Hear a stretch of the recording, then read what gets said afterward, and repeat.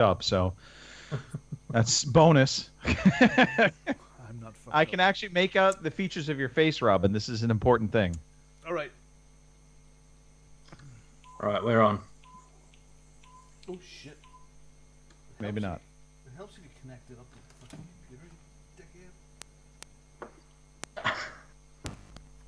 5, 4, 3, 2, 1, 0.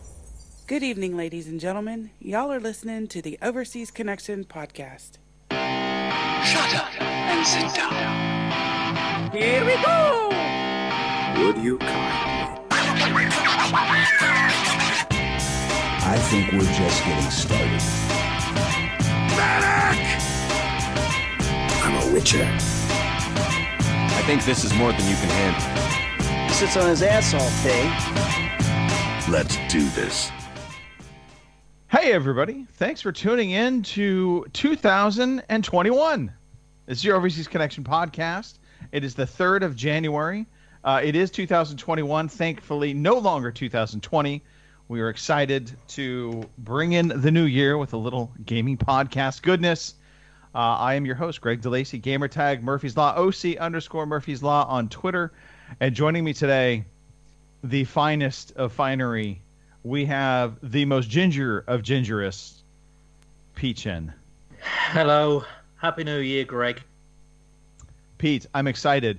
Not only is it a new year, it already is better than last year. Well, because I'm on the first show of the year. No, actually, not at all. No. The reason why, one, I had sex on New Year's Day. Who with? Wow. Start the year off. Who with? Fantastic. Does Cindy know? I was just going to say. Yeah, who with? no, she doesn't know. But also, we're starting off the new year with no Skypiness from our beloved Robin Tate. Ooh, there's the kiss of death. Happy New Year, everybody. Yes, we have upgraded again. Yes. So we'll see how we get on this today. My audio has been a nightmare. I apologize. So, yes, Happy New Year. Lovely to see that you got the rubber inflatable doll that I sent you, Greg. That's really good. I'm very pleased. I'm sorry it didn't arrive for Christmas Day, but I'm glad it arrived for New Year's Day. I appreciated that, Robin. I really did. Cindy was relieved as well. All right, great. Let's do this. I'm going to do a wee bit of work. You chat amongst yourselves for a minute, okay? And I'll be right back. We are going to chat amongst ourselves. So, hey, look, if you are listening to the podcast right now, that means you are glutton for punishment. But we appreciate you. We are on every Sunday. So if you're new to this podcast, every Sunday, 9 p.m. in the UK, 1 p.m. on the West Coast, 4 p.m. on the East Coast, 3 p.m. in the Central Time Zone. We are a multi-international podcast. I say multi-international. Really, it's 2 countries. That's okay. Technically, almost 3, I guess, if we want to count. No, just 2. Just 2. 2 countries. We don't count Canada anymore. Fuck Canada. But we have our friends in the UK. We have our friends in the US. And we come together every Sunday, and we talk about games. We talk about life and what all has been going on. And that's the gist of it. So sit back, enjoy. You can watch us live on Twitch. You can watch us live on YouTube. I think you can also get sound effects just out of the blue. Just random sound effects.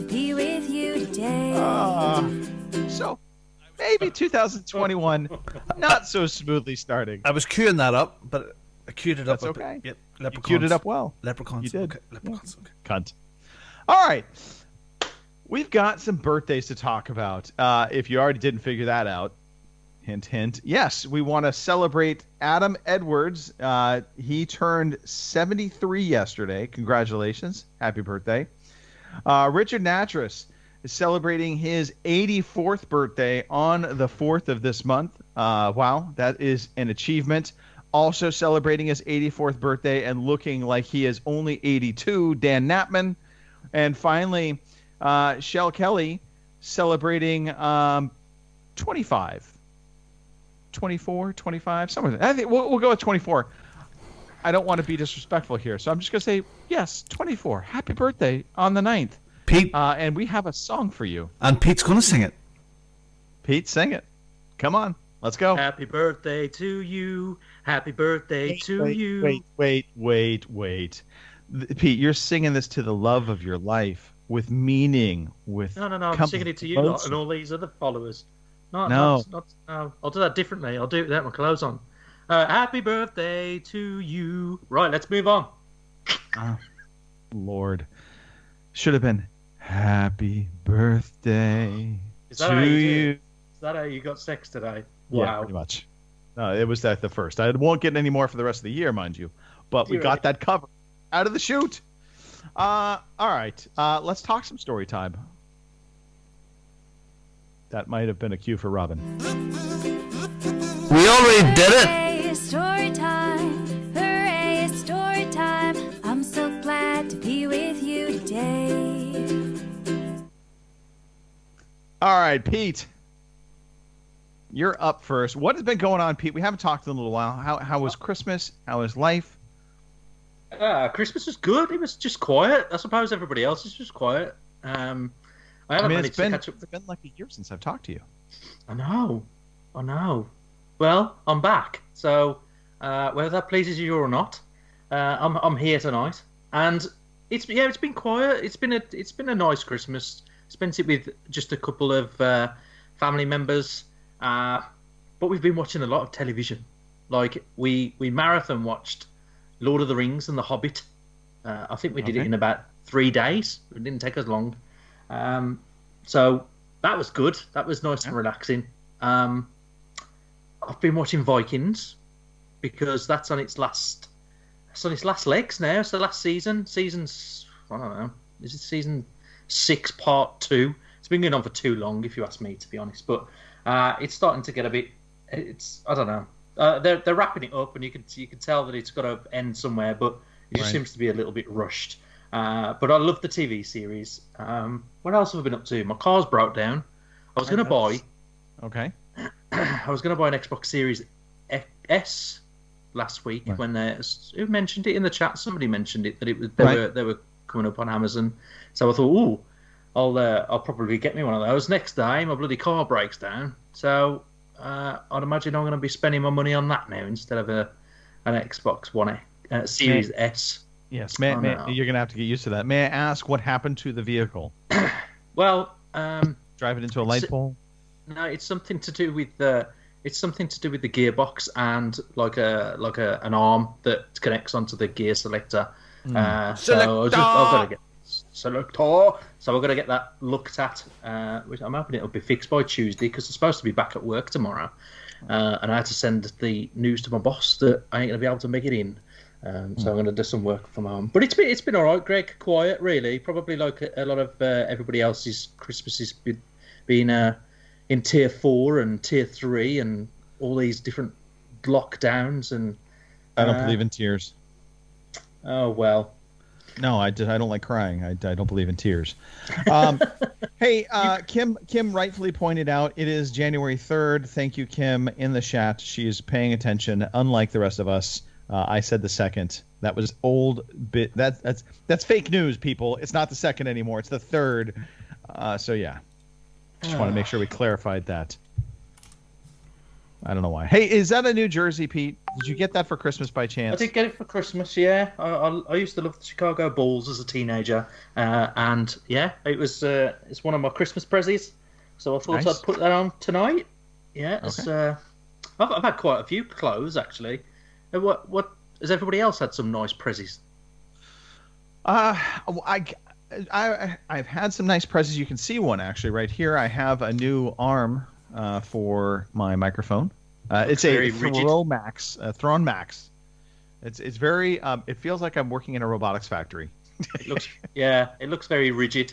It's sturdy, but what's nice is it actually is it's very easy to maneuver. And my old arm that I had for my mic, it actually didn't have lateral movement to it.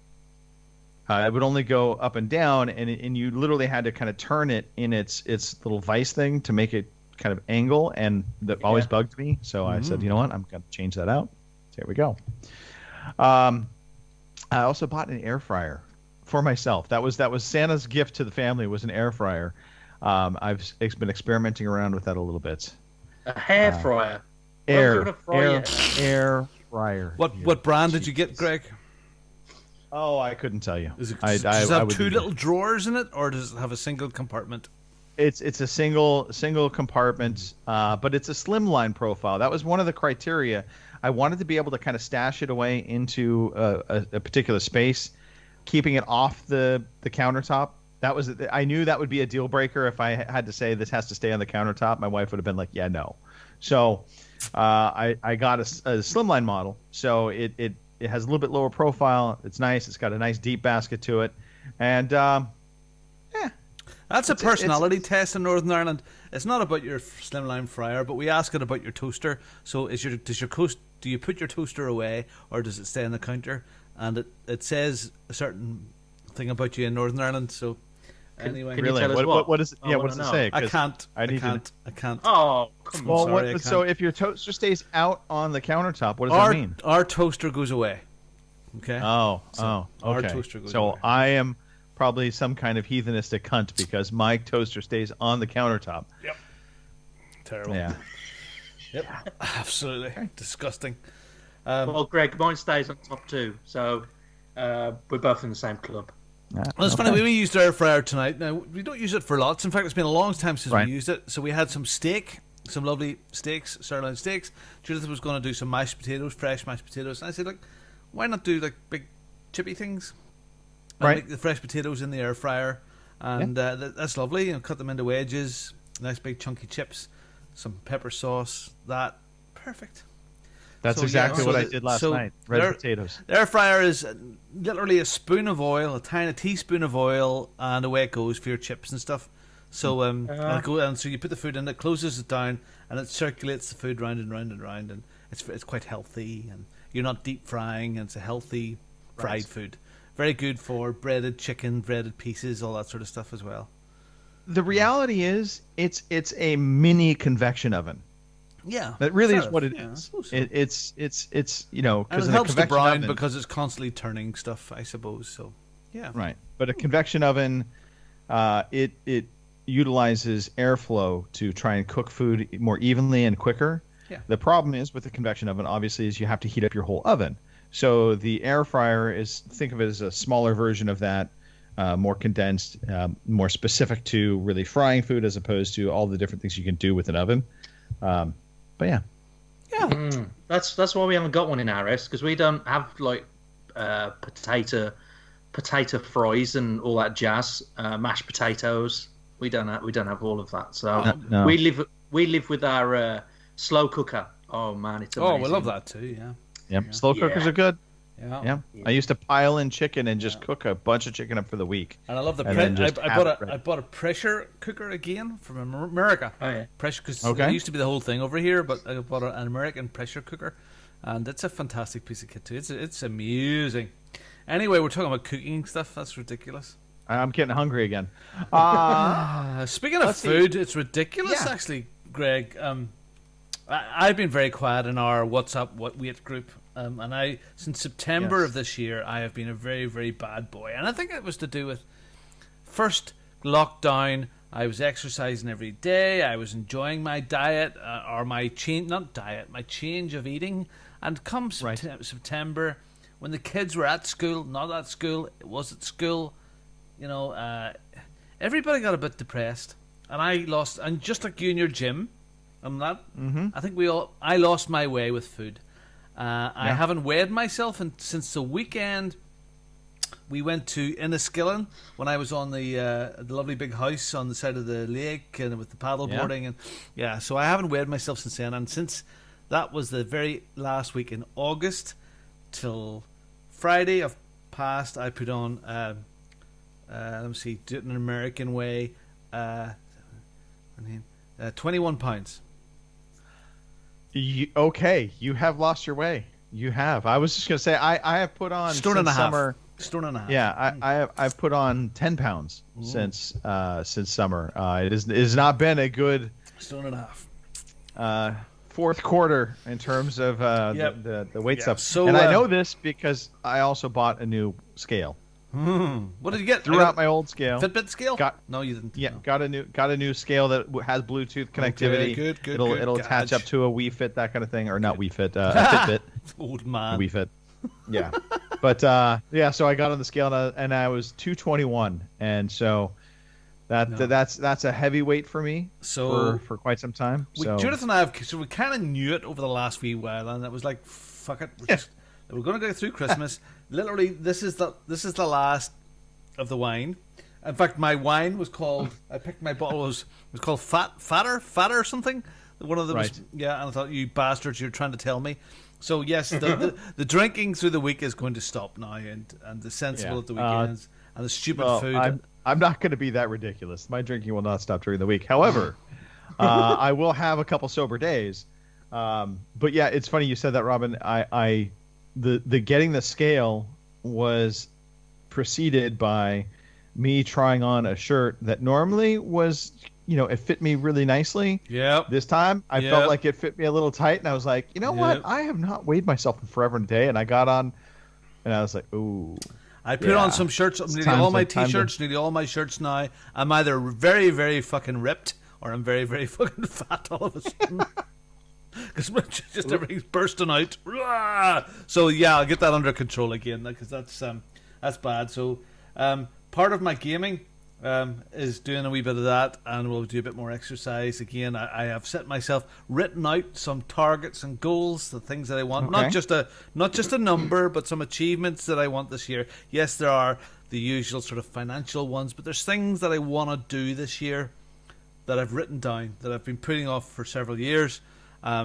Things like taking the kids up Slieve Donard, which is the tallest mountain in Northern Ireland again, which you can walk up. It's not pitons and stuff like it. It's a day up and down, which I've been putting off for years, and I just want to do stuff like that. So there's bucket list things, there are financial things, there's weight stuff, yeah. So, and I think it's important to write that shit out.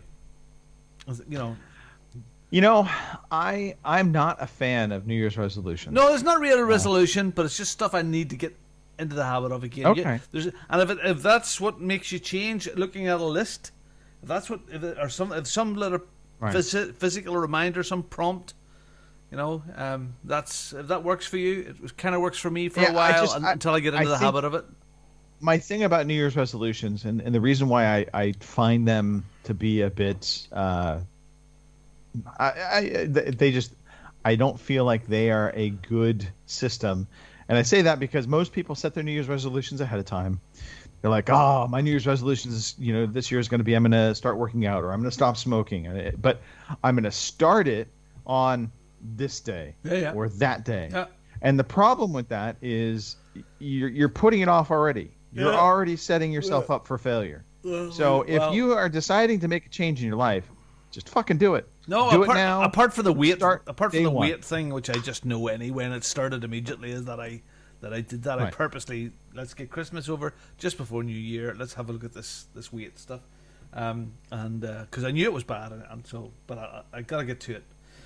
Whether it's the video thing again with Judith and I, the weekly video. I liked it. Something as fun as that again, because that was fun. Team Judith, baby. Yeah, so that was good. So we'll see. We'll talk about that recently, or over the next few days. Okay. The curfew still exists here in Northern Ireland. So, Robin, real quickly, Kim would like to know if you're going to leave the kids in the mountain. I was going to mention that just.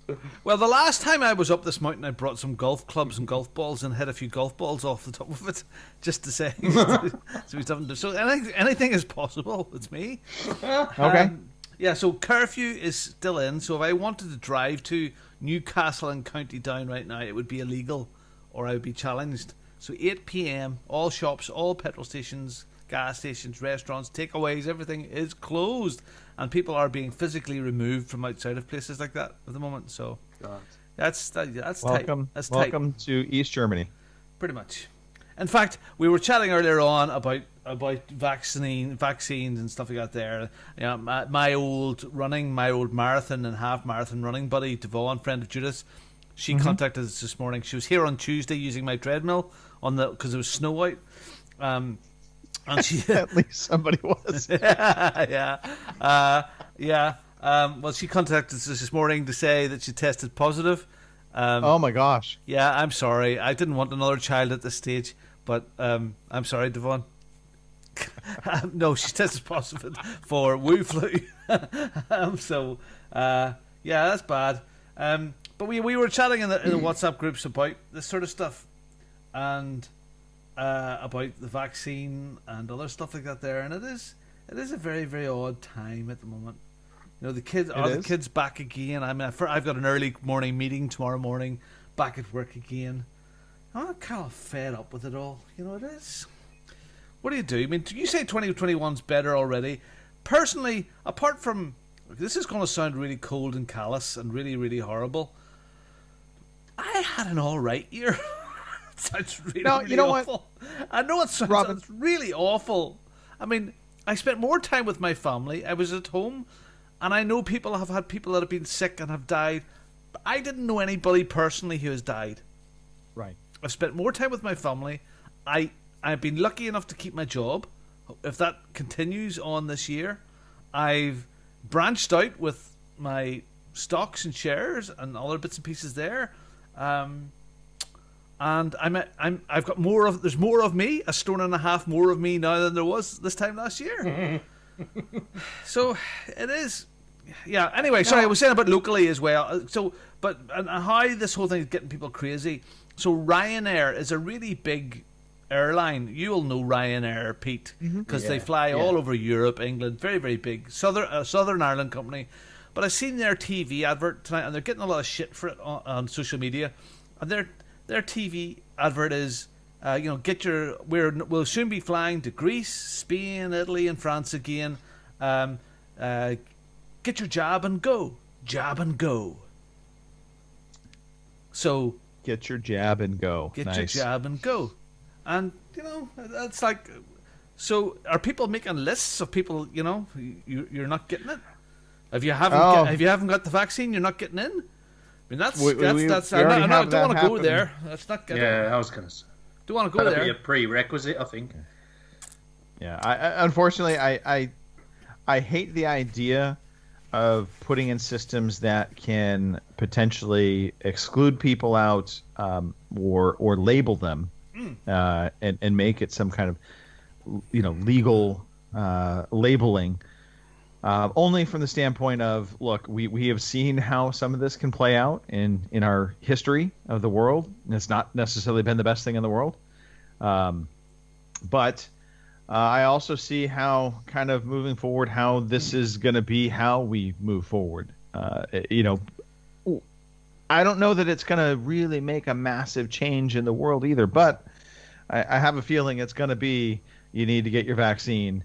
And until you get your vaccine, you're going to be excluded from certain types of things. Hey, look, I'm not knocking it. I'm not knocking the vaccine. No. It hasn't been offered to me. It probably will as foster carers. It'll probably not be too far away from us guys. We'll be, that happens quite regularly. That sort of stuff with us. So, right. But I don't know. I don't like it. I don't like that. Anyway, that's a different matter. So yes. Here we are, 2021, and we're moving on, and that's pretty kind of cool, and I quite like that. Now, the other stuff that we were talking about, which is nice,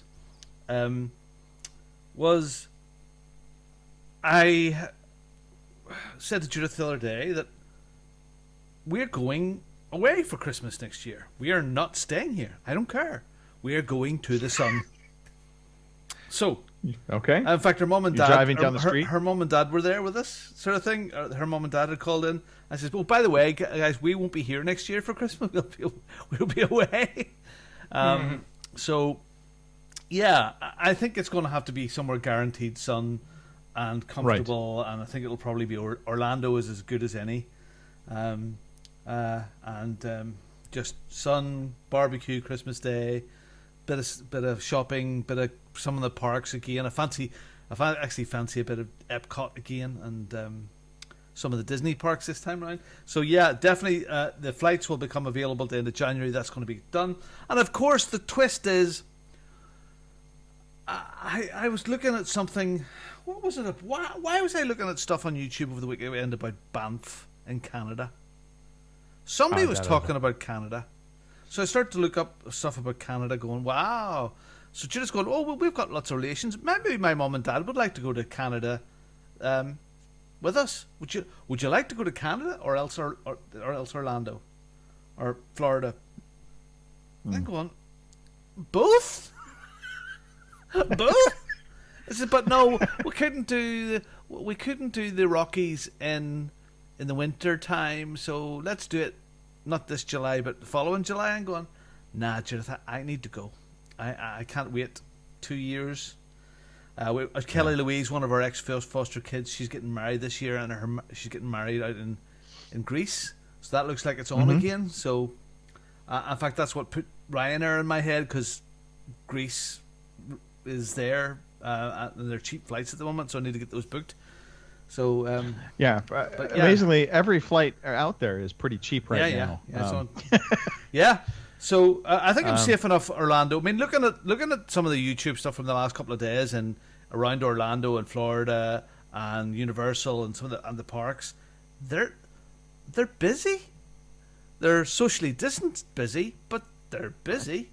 Not as bad as people are wearing masks. I'm all right with that, and hopefully by December of next year, I'll be all right. I mean, I'd be okay wearing a mask right now in Florida. Come July, August time frame, I might not want to so be hot. mask. Yeah, imagine how really hot. But no, I get what you're saying. We actually have a vacation package that is just Hawaii. sitting. Yeah, Hawaii. We're debating right now if we try to go in May or do we just put it off, and because we don't know if Hawaii is even going to be open back up by May. We hope, but I have a feeling we're going to be putting this off till September anyway. So we'll see. Okay, I'll finish off. Two things on our same list. Those pesky kitties. I am rapidly working my way through Brushfire, which is an Expeditionary Force book with our favourite nerdy tin can Skippy, who thinks all of the human race are filthy monkeys. But he's brilliant. So this was sort of slow burn. I was going to ask you about this, Robin, because I'm not I've been very excited for the past books. Yeah. This one, probably maybe an hour or two in, and it's a setup book. This is a setup. It feels like a setup book. It's a setup but book. We're on book 11. I kind of want this maybe to wrap. Yeah. Well. I think it's time. So there's only Well, I mean, there's. This is no spoiler. There's the Maxolts, the kiddies. So they're the baddies now. And then there is the big baddies, the elders. So they're the only ones that are really left. And I've about an hour and a half left in the book. And it's setting up for a big kiddie battle in the next book. But, in the first half of the book was all about going back to Earth and everybody getting settled down. And everything was going swimmingly well. And then it doesn't. Well, that pretty much is this entire book series. You usually kind of have a setup of the best laid plans, right? Yeah. And then they go horribly wrong in some fashion or another, or they go the way they thought they were going to go, but then there's some unforeseen consequence. That's what kind of keeps this all happening and going on. But I am at that point. I'm ready for this to finish. Entire series. I've got a bit of book book left to me. Yeah, funny. Yeah. I had it on in the kitchen while feeding Glenn today, and Judith's going, Robin, you've been listening to that same book for years. It's the same thing. Spaceship and lasers and mazers and stinky monkeys. I said, yeah, Judith, there's subtle differences between each book. So Expedition Force. Before I came out, I sat and watched a film called Ava, A-V-A. Yes. It's a popcorn movie. It is assassin. Okay. It's assassin. It's good. It's good old fare. I have it on my Amazon Prime. Yeah, it's all right. Yeah, it's not as good as some of the other ones. The Bourne Identity. It's that sort of thing with a girly. I would thoroughly recommend, if I can just pull it up on my movie list now. There's a movie, Peppermint. Peppermint, yes, seen that. it's in. I like Peppermint. It's in the same style. I would say Peppermint is better. Okay. I would Peppermint's with Jennifer Gardner, for those that are wondering. And I would say Bridget Fonda. There's a fantastic movie with Bridget Fonda. Oh, I'm sorry. I'll quickly look it up as you chat. Bridget Fonda. Is it better than Barbarella? Oh, if you don't know what Barbarella is, you're in for full- a treat. Go look up Barbarella. Oh yeah, the first 5 minutes of that is yeah, it's wow, man. Like, phew. It's called Point of No Return, with Bridget Fonda, and again, Yes. it is a similar sort of person as Ava or Ava. She was a bad girl and gets turned around and turned into an assassin, sort of thing. In fact, at the front of Ava or Ava, the opening credits shows you what the whole thing was, and that opening credits is pretty much the whole movie of Point of No Return, which has Harvey Keitel in it and Gabriel Byrne. It's from 1993, but it's a good cast. A fantastic movie, Point of No Return.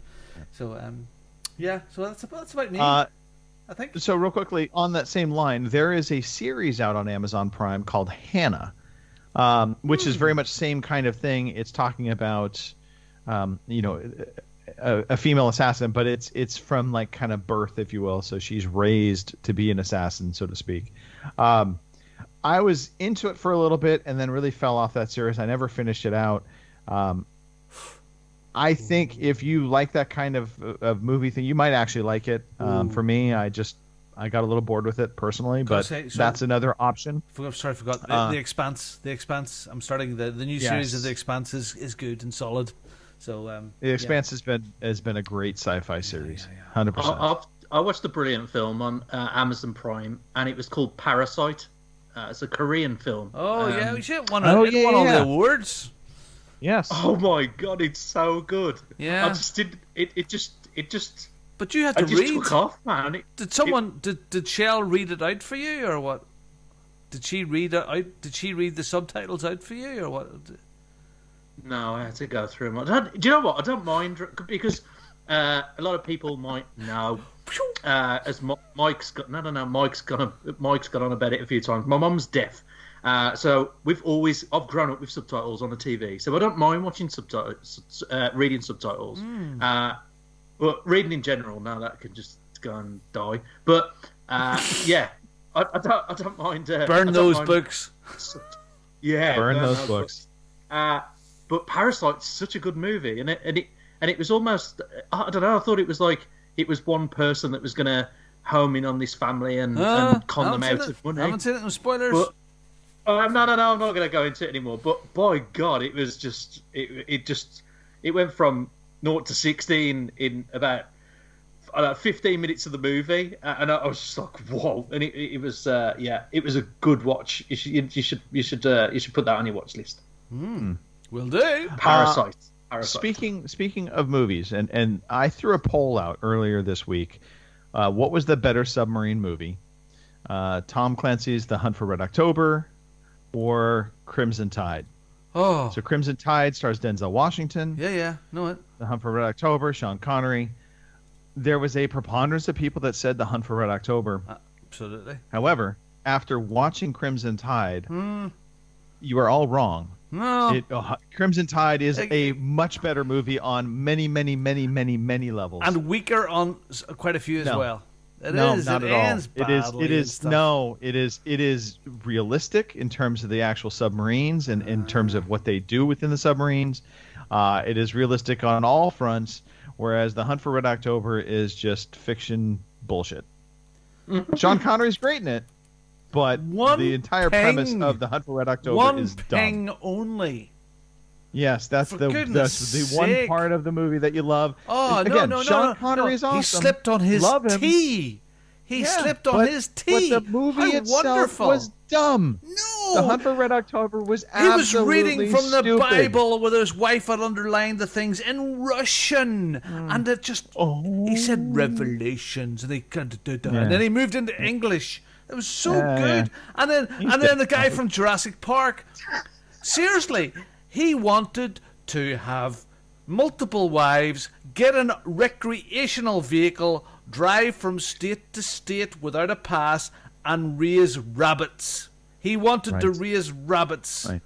I mean, that's quality. That's every Russian submariner wants to raise that rabbits mini in moment Montana. Was quality, Robin, sure. But the premise of we're going to steal this nuclear submarine, we're going to offload all of our crew by making up this fictitious disaster on board the submarine. We're going to abandon them up on the surface, and then we're going to man the submarine under the surface, and we're going to escape to the United States. All bollocks. It's based on some very loose story of a submarine that disappeared. Garbage. Tom Clancy is a fun popcorn kind of author, but at the end of the day, The Hunt for Red October is not the better submarine movie. I can't. Who are you? Seriously. Seriously, now you're going to say the one with Richard flipping Indiana Jones. 57, what is it? Submarine 57, where they all die of cancer. That was bad. Yeah, but that was based on truth. That happened. Those people died. That was a thing. Choo choo. But poop, poop. Away. Crimson Tide. Into Red Route 1. Red Route 1. We have to turn. It's a certain time, certain second, certain speed. We have to turn. He's going to kill us all, Priscilla. He's going to kill us all. Stay your post. It's a fantastic film. I've watched The Hunt for Red October 1,000 times. Yes. Stabbing and now every your time camera now. It's fake news. Fuck. All right. Anyway, let's move on. Do you like The Hunt for Red October, people? Or do you like The Hunt for Red October is a good movie. It's just not the better submarine movie. No. Crimson Tide is the better submarine movie. He has a doggy. He's a Hey, dog. Robin, a dog. just give me the fucking key. He's got a dog. There you go.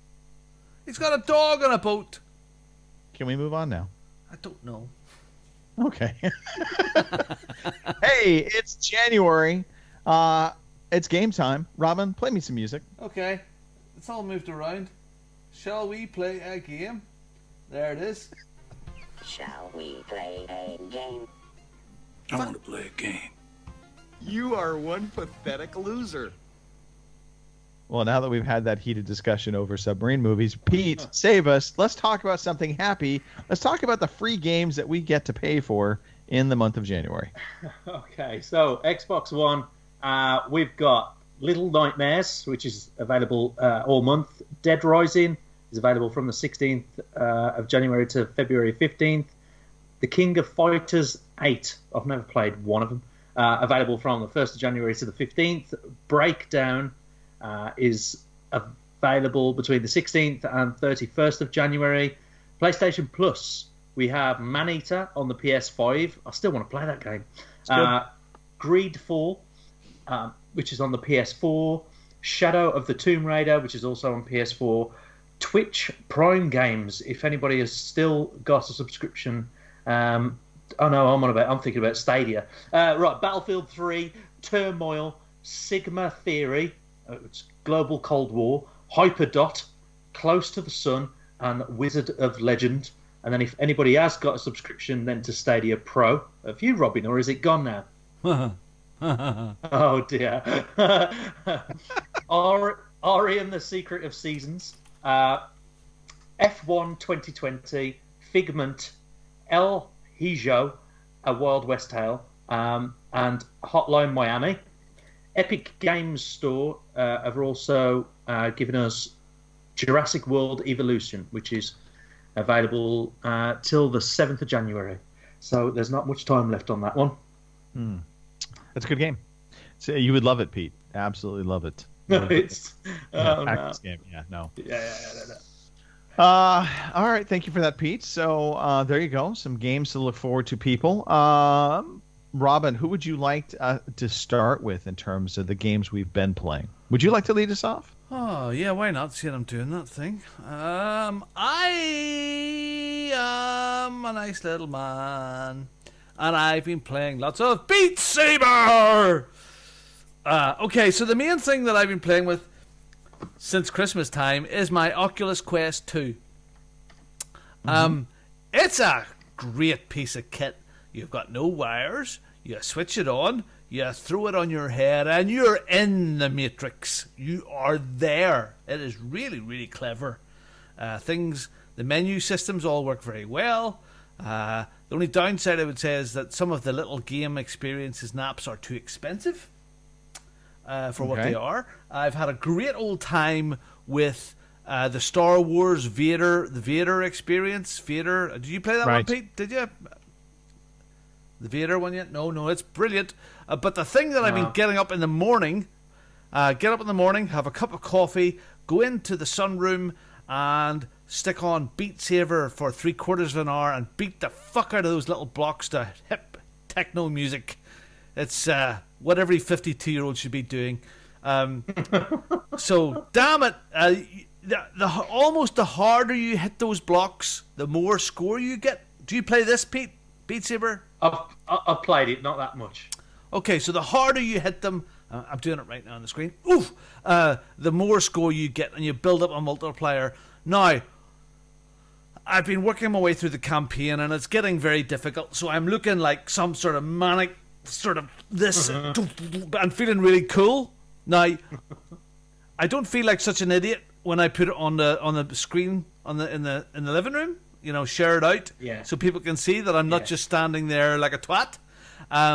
But damn, it certainly works out a sweat. The campaign's good.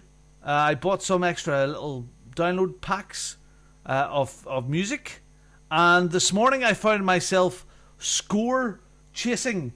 I started chasing another man, young and sprightly like myself, Rain God Zippo. Brian, I've been chasing your scores. Because it pops up to say, "Oh, Rain God Zippo just beat your score on such and such a track." And Viva La Pedros. Peds, I have been trying to beat some of his scores because it keeps on popping up. It's like the old Forza thing. Like somebody's beat your lap time and it pops up on your Quest dashboard. So, I've been... There was this one about pirates today. The one about Brian's Rain God Zipper was about a pirate hip techno song. But you know, it's so cool. It gets the blood going. It gets it works up a good old sweat, and it's great fun. So Stu, I think Stu lost a stone playing this game. Is that right? Yeah, I think he did. Yeah. Oh wow. Okay. Well, I find it very, very good. It's cardio. And it's good cardio, so that can't be bad for you. A nice way to start the day, and doing it in a nerdy sort of way. I'd love Judith to try it. She hasn't put it on yet. I just can't get off the table tennis game. That's my... No, I did buy it. I need to speak to you about it. I did play. I bought a lot of stuff for it. So I don't understand the table tennis game. Every time I go to hit the ball, it says point voided. What does that mean? What do you do there? It just depends what type of game you're playing, and you should, firstly, you shouldn't drop it on the table. You should hit it. You should hit the ball, then it should hit your you should hit your side of the table first to go over the net and hit their side of the table, and then they return it over to yours. Okay. So the serve has to hit your side of the table first. It does look lovely. I mean, it's a very, very nice, cool game. I'll play you one night.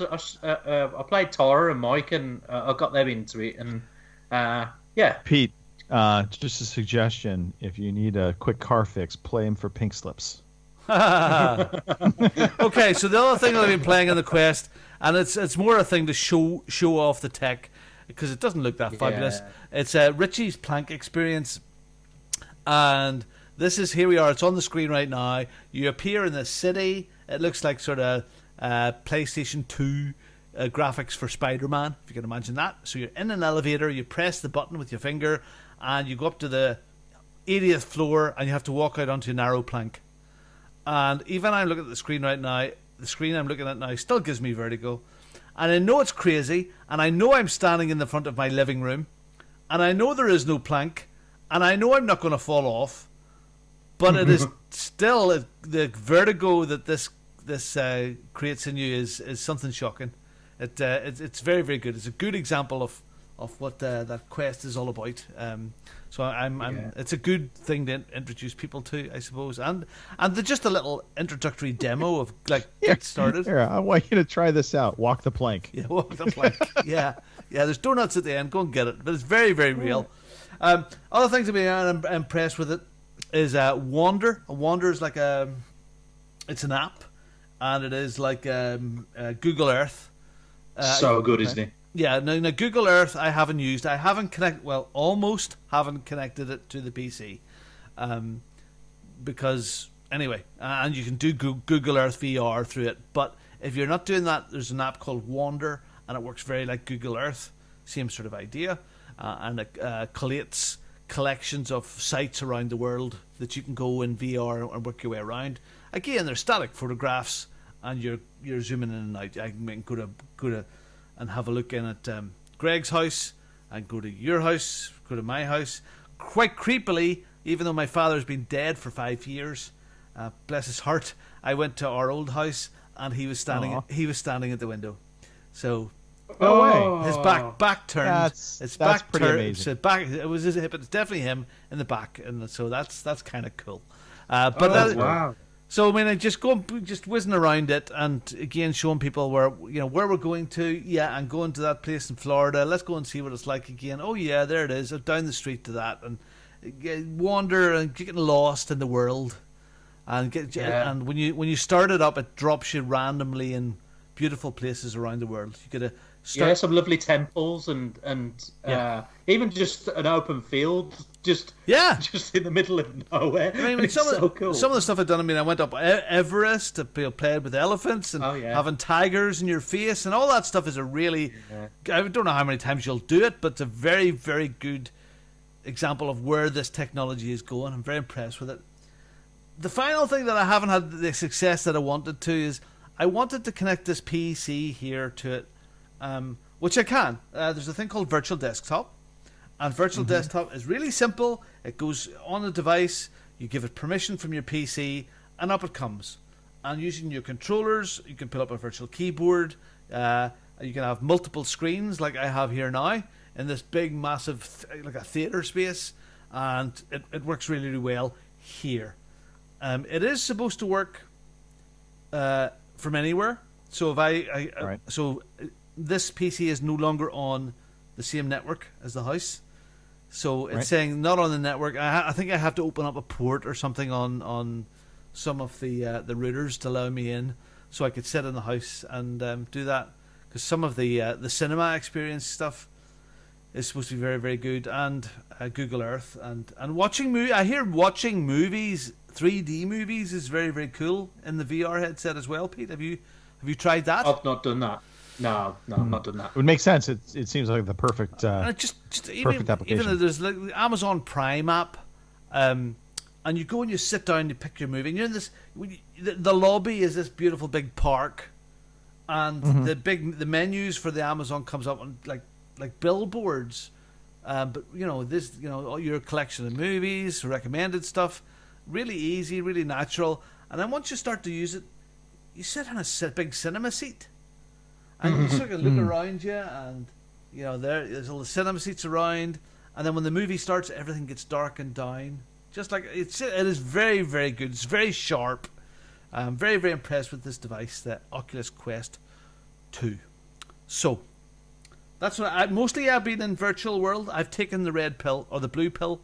Just says I need, and loving it. So Beat Saber people, watch out. Chubby 52-year-old is coming after your scores, your hip hop music. Yeah. I need to get into it. See if I can get some scores in.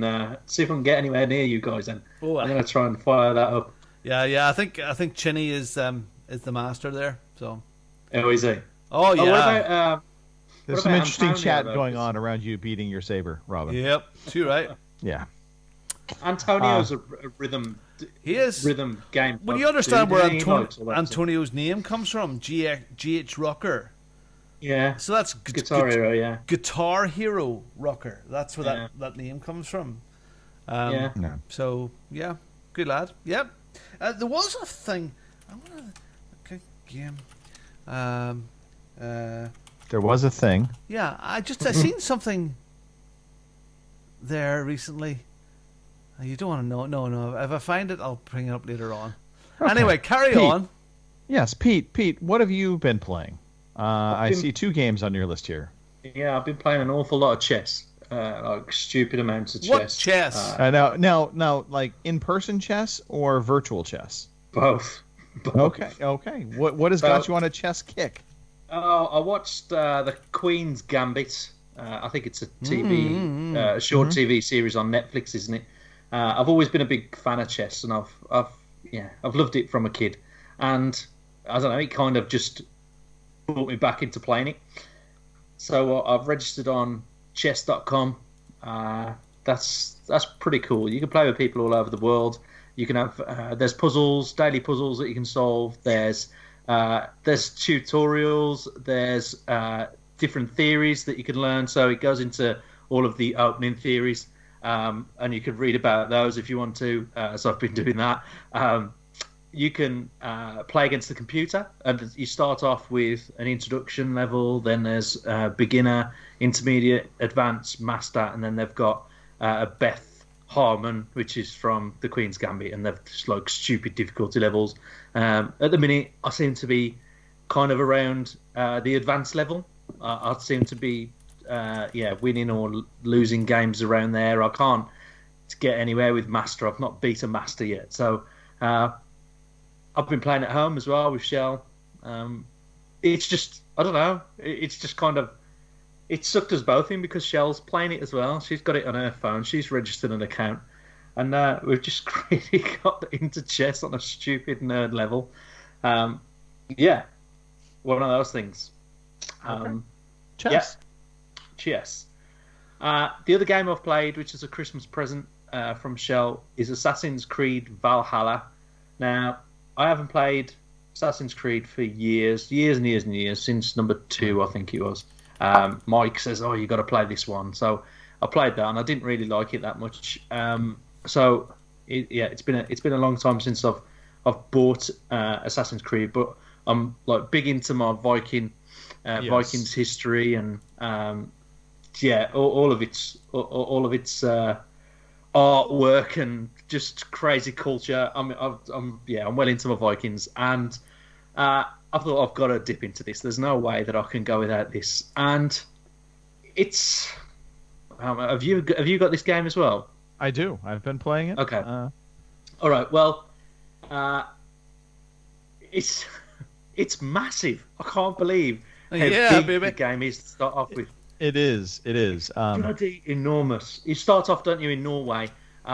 You're just you're orphaned because of a village killing. Someone kills your father, and you then get brought up by another family, and you eventually move into England. I'm not going to reveal why, but when you get to England, like there's just so much you can do, from building your own village to building your own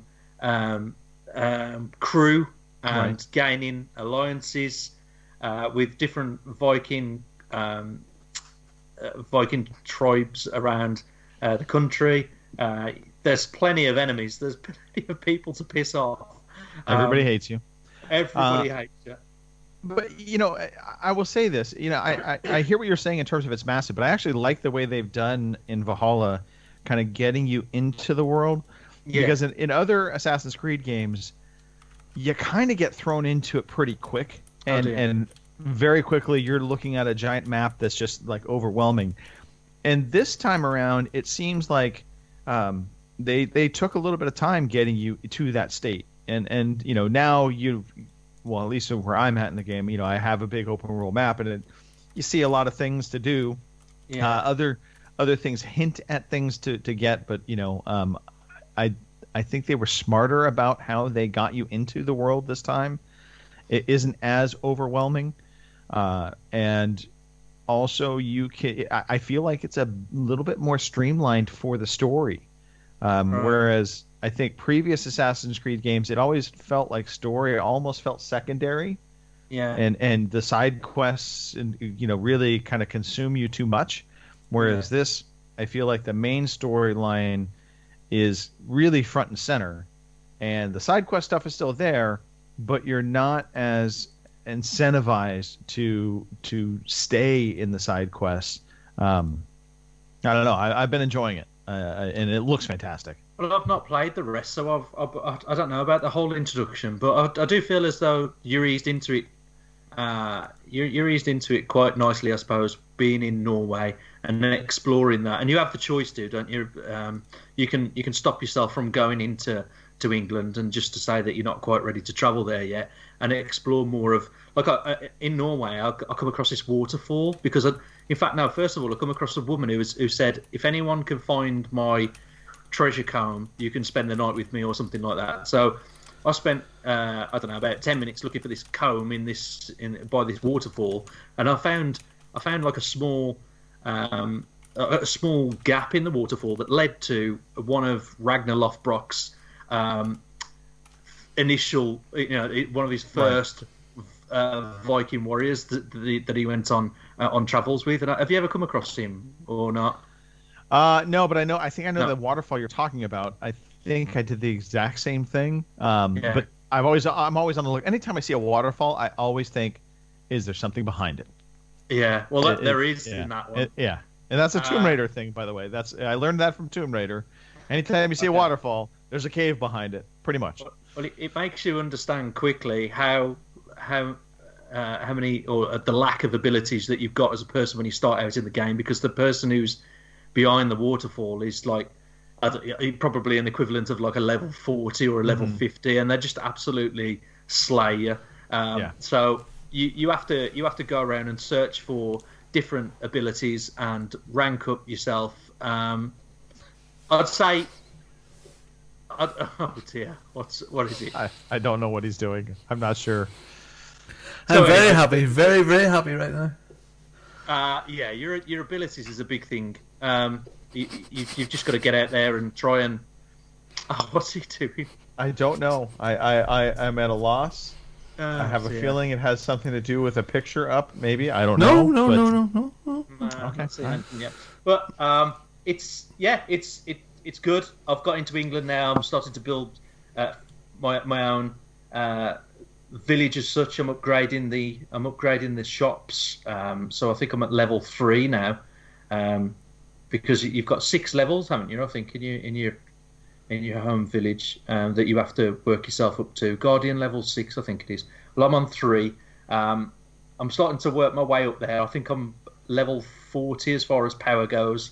I've come across one of the Zealots. Have you done that yet, Greg? Have you come across one of those on the?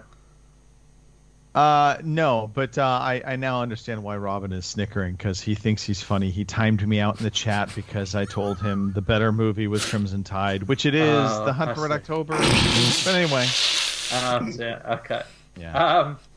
So yeah, Zealots, they're like these big knights that are at a level 100, I think their power level is, and they just absolutely slaughter you if you ever come across them. It's really the menus was the thing that I couldn't get my head around at first. There's a lot going on, isn't there? So you've got your abilities, you've got your skills, your inventory, where you're constantly upgrading all of your equipment, like your axe and your shield and your clothing.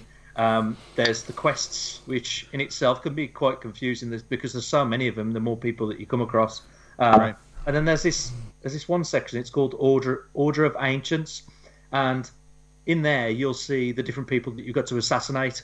It all leads to one character. I'm not too sure who that is, but there's various Vikings, I think, that have left Norway and gone into England that you have to come across. I've killed 2, I think, so far, but the Zealots is almost like an extra, and they're these knights that surround the outside of this order chart, and they're so difficult. So I think you've just got to spend a huge amount of time roaming around and building up your abilities and your rank and your power to eventually then just go out and start slaying those. But I thought I was going to be kind of cheeky. I took a pot shot at one of them with an arrow, and ended up they came after me, and I did not realize, of course, they were level 80. I mean, I got my ass handed to me quickly. You don't last long. No. I like the raid concept as well. I feel as though you can get around. That was the one thing that really peeved me off about the Assassin's Creed that I played a long time ago, and maybe that's developed a lot earlier on within the game series, but you can travel a lot better, I think, now. You can fast travel. Mm-hmm. You can travel on the longboat. There's the horse to travel about on land. It feels like you can get around a lot quicker than when I first played it, which is what I really like. I like the raid. The raid's fun. The raid part. Raids are just so cool. Just going in, setting fire to the huts, and and all of that is just to get loot, supplies to upgrade your village. Then, so you go back and start doing that. So I'm about, I think it's about 18, 19 hours in, and I'm really enjoying that. It's a great game. I've got I need some advice as well. I've got Cyberpunk. I've downloaded that, right? I've not played it yet, and I've seen your wonderful pictures and stuff of Cyberpunk, right? And I don't know if to just like get a refund on it, and I don't know how do you do that if you bought a digital game on Xbox? Is that something you have to go through? Well, so here's my question to you, and this is the same advice I say to anybody. So if you're waiting on Cyberpunk because you're waiting for patches to make it more playable, one that has already been happening. So like the Xbox One X version is at a state now that actually is pretty playable. Oh, is it? Yeah, so they've been patching it. So the question is, do you think at some point you're going to play it, maybe on next gen system, not even your current system, when you get your Xbox Series S or X? If you're thinking you're going to do it then, I guess my question to you be, do you want to just keep it until then? Yeah, I was thinking about that, but I've heard so many bad things about it and people getting refunds. I'm just like, do I just do it now? So, again, this is the question: is if you're going to play it, later on, and you don't need the money right now. I mean, unless you're hurting for money, which it could happen, but just hang on to it because you get the free upgrade. You'll be able to play it on whatever system. So I would say just hang on to it. Maybe pay attention to the updates. It's a good game. So there's a lot of people that are pissed off and angry about it because they're playing it on last gen systems that are not necessarily, it launched horribly. It was unplayable for last gen systems when it launched. It really was. So you have a lot of people that were angry, that were, taking the piss out of it, rightfully so. On the Series X, it plays great. It looks great. There are anytime you have open world games, you're going to get some glitches. Assassin's Creed Valhalla, I've already had glitches happen. So taking that aside, the story, the game itself is good, but you need to be in it. If I need to play it in 60 frames a second, it needs to be smooth, it needs to have all the bells and whistles, then wait for next gen, but you've got it. So unless you're hurting for money, I would just say just pocket it and wait for when you get to a point where you feel like, hey, I want to play it now. You could play it now. I think you would be fine with it. It's had enough updates at this point that it is in a stable condition. I know it's running, I want to say anywhere from like 20 to 25 frames a second solid on the old gen systems. That for that game and what you're doing it is technically at a playable state. I know some people be like, oh my God, that's so unplayable. I'm not one of those individuals. As long as it's not juddery and it feels smooth enough, I can play a game in that state. So, but if you do want a refund, I think you just have to go in through the store. There's basically a system for getting a refund. You could get a refund for it. I know Sony and Microsoft are offering up refunds. They're not really questioning it.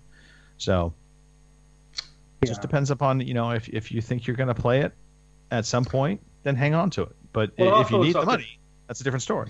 Well, no, it's not that that's the case. But I just thought, well, I could just get, if I'm not playing it now, and I can get it for 20 quid in 6 months or 12 months when they put it on stupid sales, and I just thought, well, yeah. I mean that there is that. Again depends upon when you think you're going to play it. If you think you're going to want to play it next month, then I don't think so. Yeah. If you want to wait to get it on sale at some other later time, go for it. Important to note, as rightfully pointed out by Kim, there are boob physics to be dealt with. There's also penis physics, apparently. When you're setting up your character, you set your character up full kit.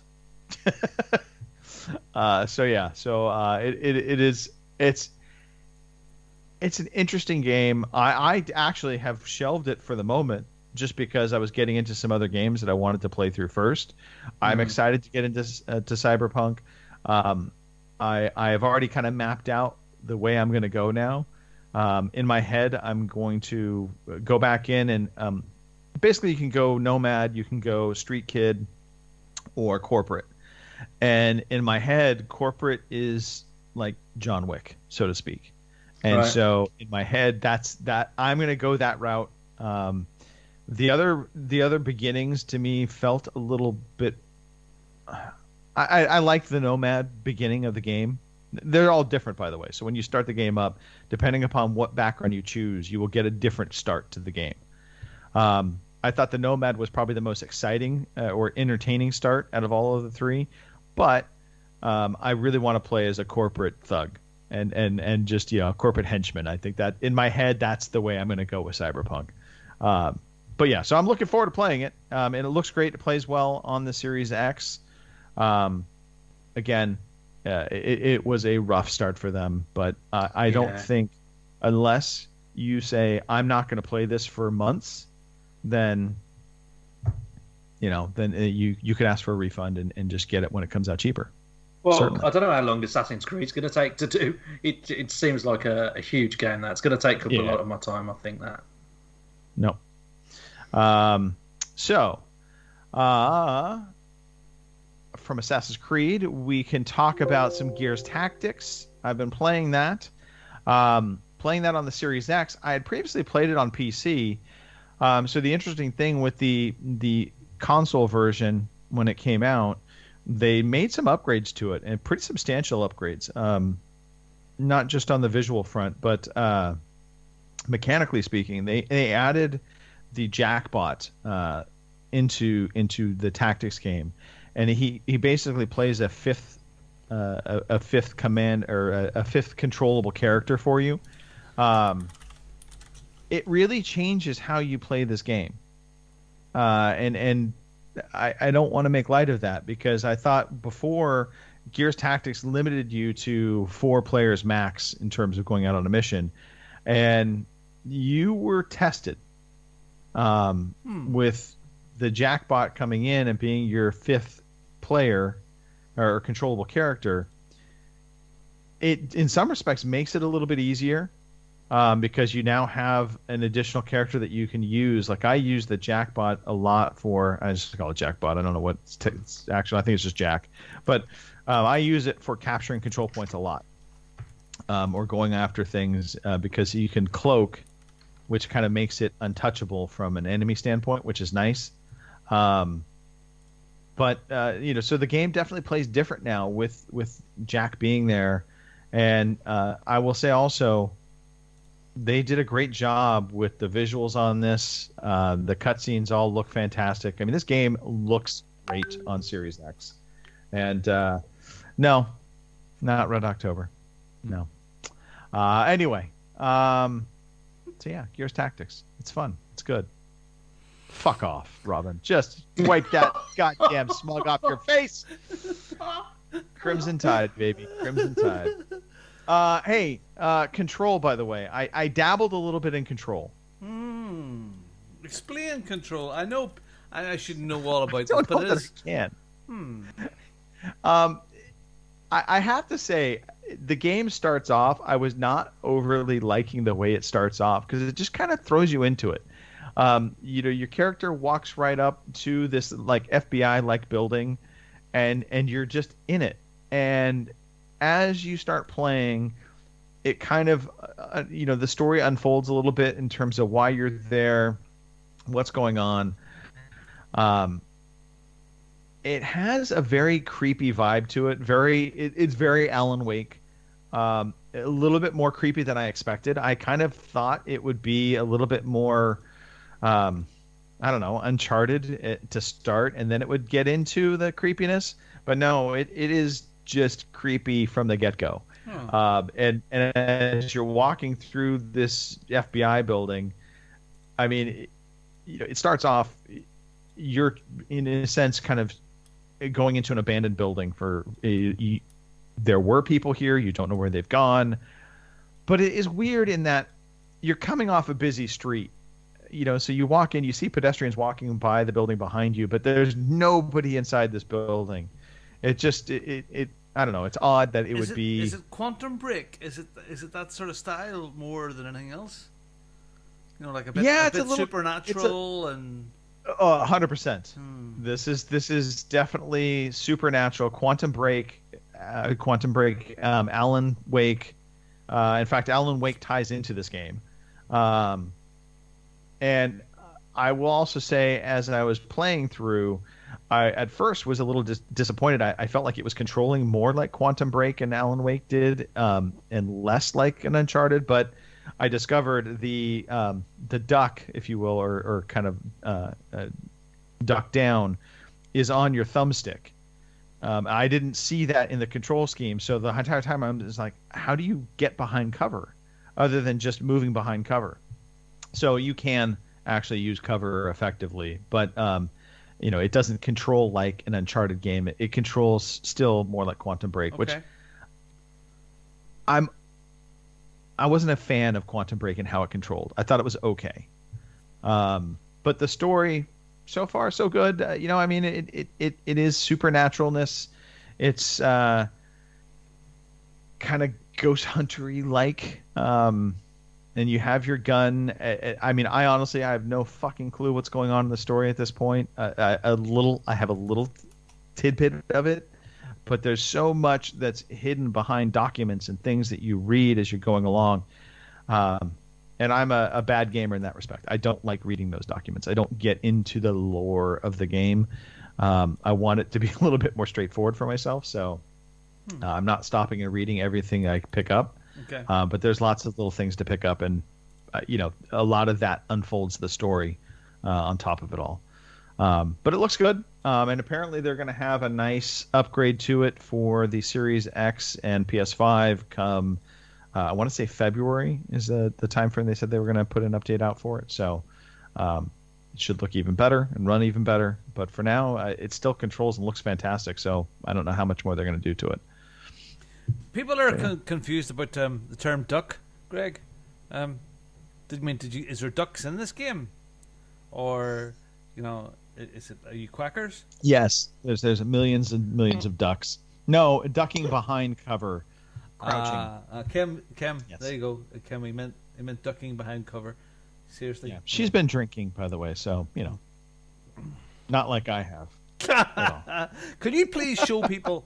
I'm sorry for people for not watchers, but for the watchers, can you please show people the size of this bottle of? Well, I can't. I'll go grab the bottle. Yeah, but get the bottle. Gives you perspective of my current drink. Yeah, get the bottle there, Sean. Seriously, seriously. For God's sake, that man's crazy. Crimson Tide is a good enough film, but it is not The Hunt for Red October. That's like saying, I don't know. The Shawshank Redemption is better than what people say it is, probably. But The Hunt for Red October, for God's sake, I'm not shut the fuck up. Hey, so what would you rather have, Crown or Captain and Morgan? Holy shit! So this is what Costco brings you. Catering size bottles. My God, hold it up again. Sorry, I want more. Look, turn it round so we can see the handle in the back. It looks like something we get in the hospital to pee in. How much are those? This is. I don't know. Oh, I don't know. It's a lot. It's a lot. Oh, it says it's on the back there. I see it on the label at the back. It says a lot. Yep, a lot. I mean, how much are they in money? It's about a 5 litre bottle, isn't it? That or 3 litre gallon? No, probably 3 liters. It's probably $40. Jeez, $40, about 33 quid, something like there, 32 quid. Yeah, somewhere around there. Yeah. Yeah, we're a standard a 70cl bottle over here is what, 15 or 16 pound, $20. Yeah. Holy crap! Yeah, I'm gonna just fill my suitcase full of it. Very good. No, sorry, Kim. No, Jack. We do Crown Royal in our house. Was it last week I was on the vodka? Oh yeah, I had the Polish vodka. Holy crap! what a hangover I had the next day. Yeah, vodka can give you a nasty hangover. I don't do hangovers, but that got me. That got me. Oh, flip me. And I hadn't even taken the magic drugs, Pete. Oh, you must have felt awful then. Oh. No magic drugs. No, it was bad. Hey, that's just such a thing that's just like made my day. That medication. Shh. All right. Does it change your life, has it, man? Seriously, have you continued using my magic formula? Oh, yeah, I've tried it a couple of times, yeah. And has it worked for you? And you went, oh, yeah. I love you, Robin. Yeah. I love that. I love it. Oh, God, yeah. Well, congratulations. Shh, don't tell everybody that now. Anyway, no, they're not secret. They're not ready for that yet. Okay, what's next, Mr. DeLacy, Sean? Well, so here's the deal. We don't have any news to talk about. Okay. It is a very quiet time in the industry. So I thought maybe we could talk about a couple games that maybe were new to us or new this year that we really thoroughly enjoyed, and wanted to kind of highlight for those that may be looking for a game to pick up that hadn't heard of it. So, Pete, is there anything on your playlist that you're like, you know what, this is a game I loved this year. I really want to highlight it. Maybe it's a VR game. Well, some of the games have already been played, but Ori was a great game series that I've played this year that I wouldn't normally pick up. So that was Ori, Will-o'-the-Wisp, and The Blind Forest as well. That was a good game series. And worth pointing out, it did come out this past year, but it came out in a weird time, and it just kind of it didn't get the fanfare I thought it would. No, it's a beautiful game. Both of them are, but Will-o'-the-Wisp says it's the most recent one. God, it's a large game, but it's a beautiful game. So I reckon that's well worth playing if you've not picked that up already on Game Pass. Minecraft Dungeons has been quite a surprise for me. What Remains of Edith Finch. What was that other one? Oh, My Friend Pedro, is it? Yeah. My Friend Pedro. That was the game that I wouldn't normally play. And again, Game Pass has brought that into our household, and I really enjoyed that. So just a small Fractured Minds. I think that was another one that I mentioned. It was a quick 1,000 gamer points, and everybody was going mad about that game. But nobody complained about getting 1,000 gamer points, did they? They were like, "Oh yeah, it's really good. You get your gamer points if you are an achievement whore." So I think those for me, which are not so A-list, were the games that I really enjoyed this year. But I suppose that should we talk about Game of the Year after? Yeah, we'll get to a Game of the Year conversation probably next episode, not this one. We're not quite ready for it yet. But no, those are some good games to highlight that didn't get all the fanfare. I think about games I played this past year that I thoroughly enjoyed. Gears Tactics. I love my turn-based games. Yeah. Gears Tactics has been kind of a highlight. One. I was really disappointed actually by XCOM Chimera Squad. That came out. That was a PC title. But I loved XCOM and XCOM 2, and so I really was looking forward to this, and it just didn't deliver the way I thought it would. But the game I want to highlight is a game called Phoenix Point. That's made by the original developers of XCOM UFO Defense, and it's XCOM. It is XCOM all in all its glory, just different setting, different kind of background, obviously, because it's not XCOM. But it's a great turn-based tactics game. You have all of the managey bits. You have to manage your base. You have to upgrade it. You've got to pay attention to your squad, upgrade your characters. It's got all of that going for it. And so that was a pleasant surprise. It started off a little bit rough, but they've really stuck to it. They've been patching it and updating it, and so it's at a really good playable state. So if you are wanting that kind of game and you have a PC, that's a game I would highly recommend. The other game that I'll highlight out just to keep it simple, but Maneater. This was just my absolute gem find from this past year. I didn't have high hopes for it, but I wanted to take a chance on it. And oh my God, what a breath of fresh air. It was just fun, ridiculous shark gore. You know, just being able to play a shark and literally jump out of the water and snatch somebody off of a boat and then just tear them to shreds and eat them. You know, the fear of coming across something bigger than you was also kind of an interesting like spin to it. As you get farther into the game, you start encountering other creatures that will eat you or can take you out. And I think it culminated in a gray whale that I saw, and I just panicked for a few bits, but then got my shark to a point that I could take on the whale itself. And I think just my favorite thing in that game was very GTA-like. I would just go to a spot and just start attacking everything under the sun.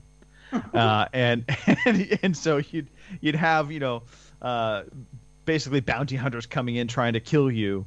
But once you got your shark powered up enough, you really could just game it and just lay carnage. And eventually it'd get to a point where there would just be a break off, if you will. But there was just so much fun to that. Loved it. So, yeah, Maneater was definitely my surprise find for this past year. And one, I think I finished it last year, but I think maybe I finished it up into the beginning of this year, was Jedi Fallen Order. If you haven't played that game, man, what a great game. So I know there's been a couple people that have just recently been playing it or starting it up. So if you haven't played that and you like Star Wars lore, especially, you know, with the Mandalorian coming out and all that good stuff, Jedi Fallen Order is probably one of the best Star Wars games I've played in many years. I don't think you need to be an avid fan of Star Wars. It's got a great story. It's a beautiful game. It's got some excellent gameplay in it. I think it's pretty addictive. It's such a big game as well. It's not one that makes you feel like, oh, this is a real grind. You enjoy every minute of it. It's really. Someone was only saying the other day on one of the chats. I seen it pop up on my phone. It's like, I can't believe how big this game is, and it really is. It's a huge game, but you get addicted to it, and it's fantastic. I do agree with you on that one. Yeah, Robin, what about you? Anything you want to highlight? Yeah, well, I know it's old now and it has been superseded, but I didn't finish Call of Duty Modern Warfare until January of this year, and it was brilliant. I loved that single. The multiplayer was really good as well, but the single player campaign in COD Modern Warfare was absolutely freaking brilliant.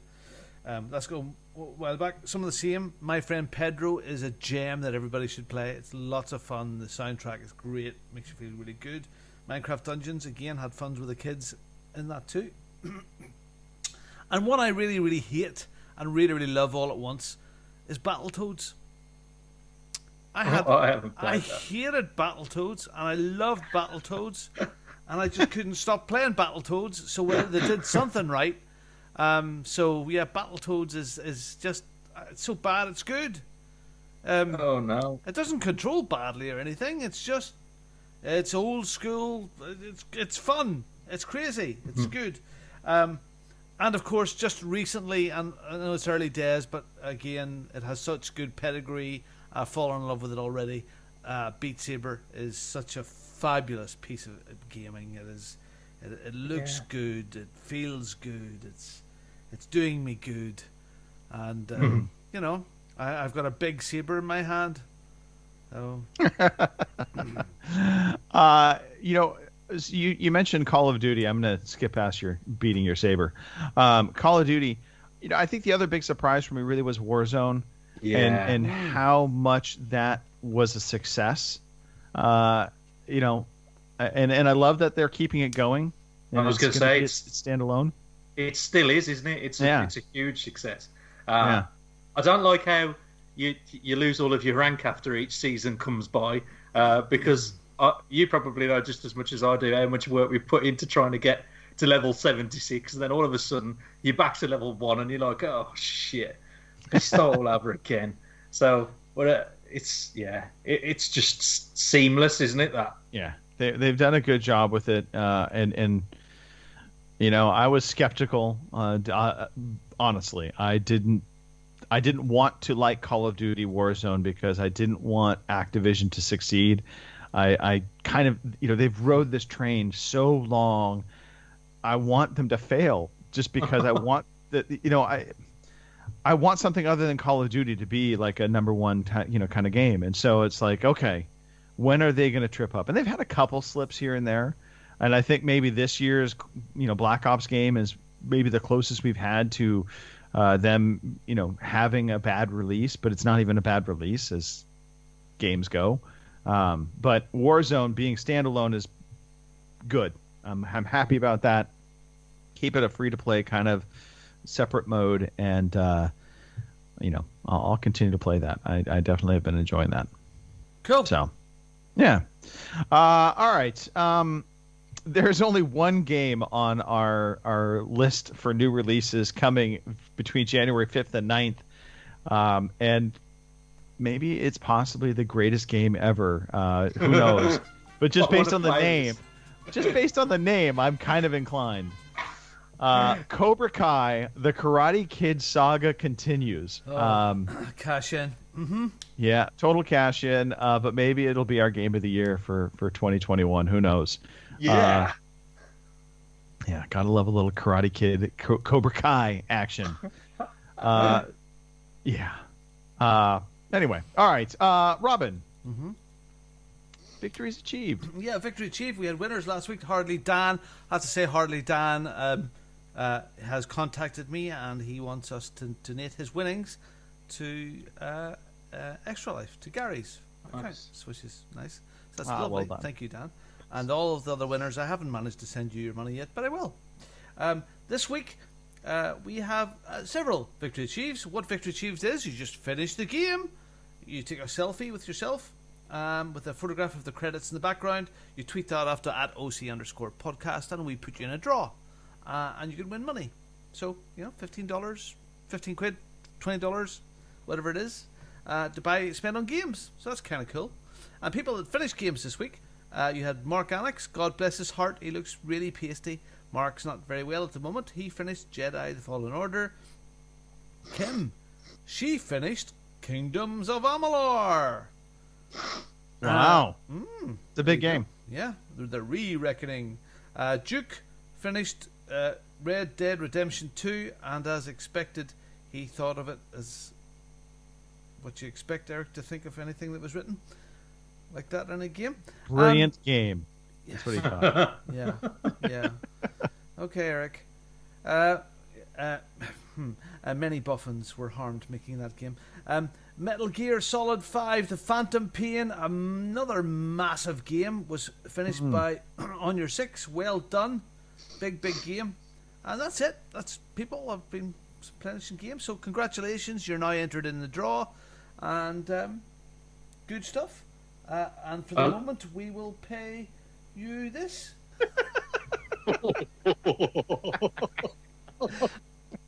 You all have a victories achieved. Victories achieved. You have one. Victories achieved.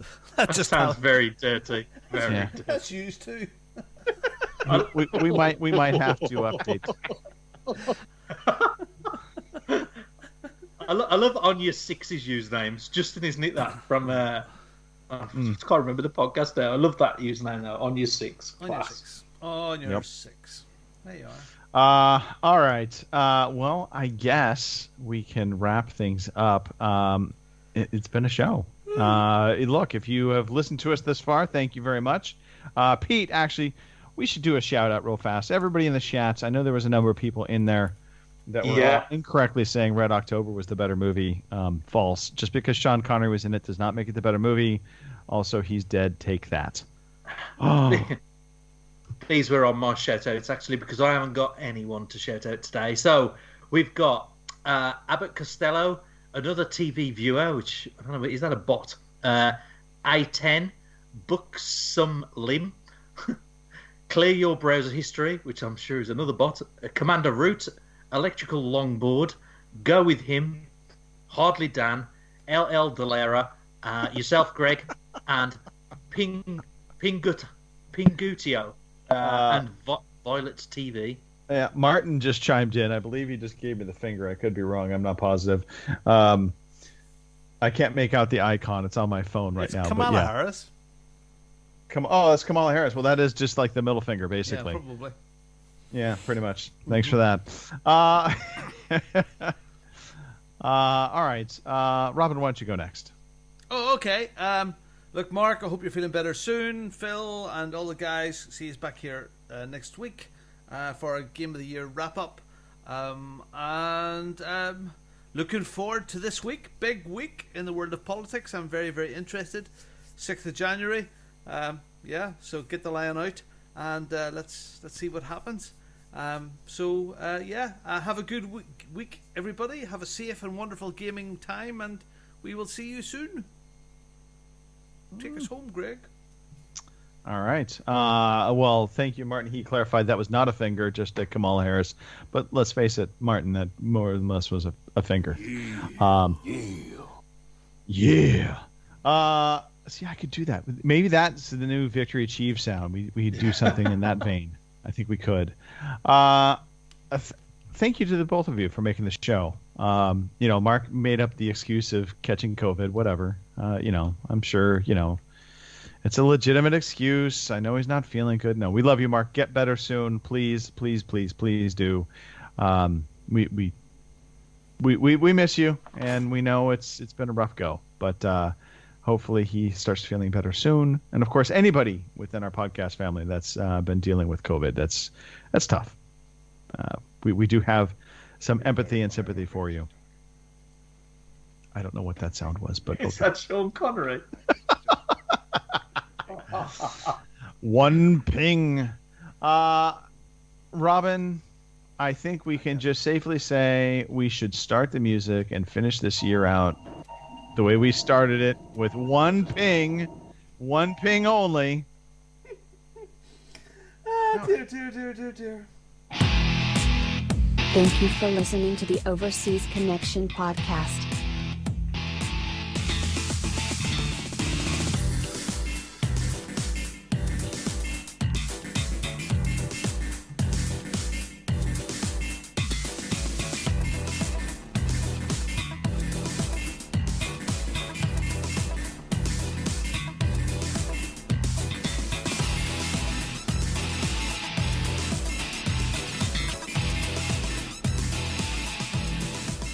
See you same time next week. Crimson Tide's better movie. Cunt!